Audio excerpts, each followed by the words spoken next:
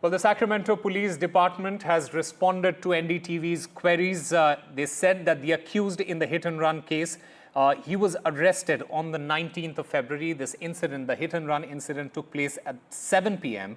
on the 14th of February, and that the accused, he fled the scene after the hit-and-run incident.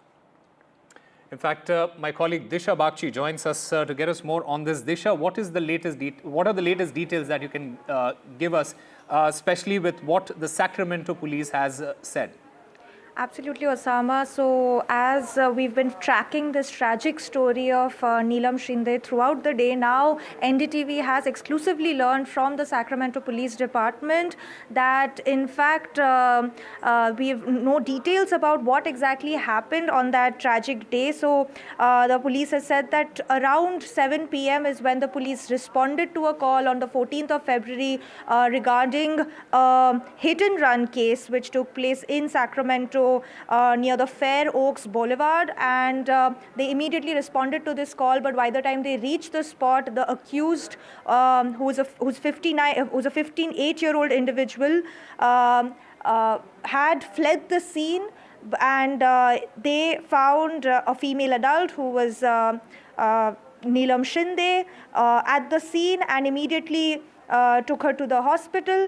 Now, as I mentioned, the accused had, in fact, fled the scene. He was eventually arrested on the 19th of February.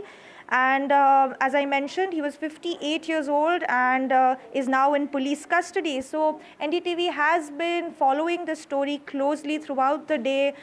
Just to remind our viewers on what the case involves, this is about 35-year-old Neelam Shinde, who has been struggling with life-threatening injuries and is currently in hospital in a coma in California. And the family, father and brother of Neelam Shinde, have been struggling to reach the US and were struggling to get an emergency US visa.